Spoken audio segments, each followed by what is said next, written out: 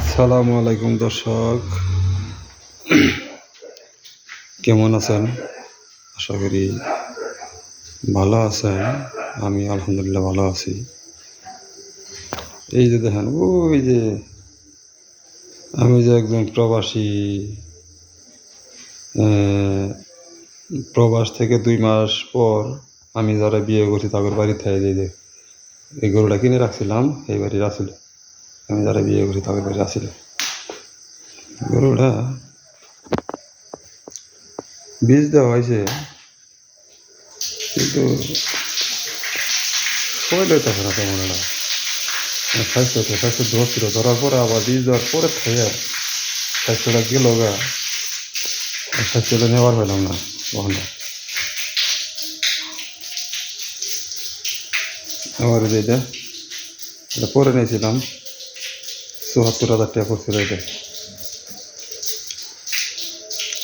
এই গাইডে এই যে তোলা খুরাইতাম, বুঝলাম না জিনিসটা, আগাঠে বুঝলাম না।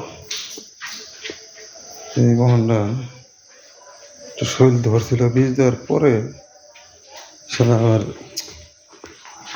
কি আমার লাগি থাকলো।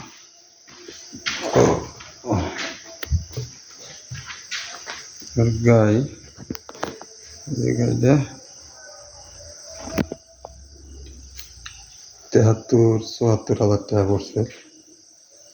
এখন কিরম দাম হবে জানি না। আল্লাহ আল্লাহ কোনো বলা আমাদের না দিল, আল্লাহ ঠিকঠাক মতো ঠিক করলে গেলে।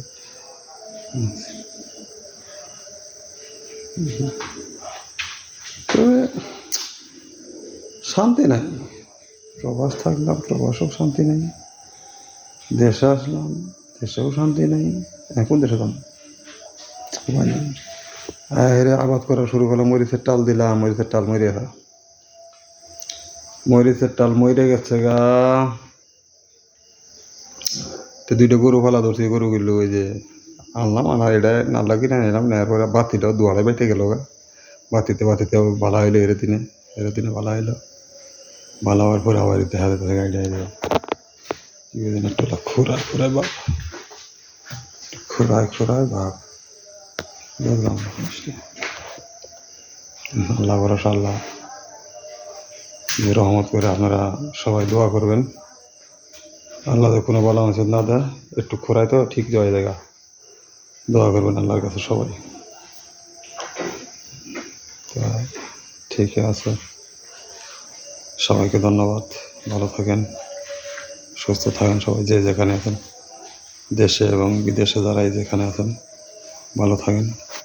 তো শান্তি নেই, কোনোটা কইরে শান্তি নেই। মানে আগে মোটামুটি যে শান্তিটা ছিল এখন ওইভাবে নাই। আগে গরু বাছুর পারলে কেউ এত খিলান দিলেন করে না, খাদ্য হয়তো খিলান লাগে নাই যে।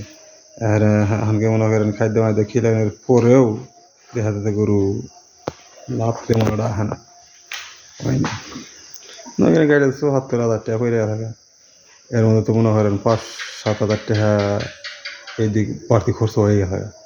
এদিকে কোয়ালিটি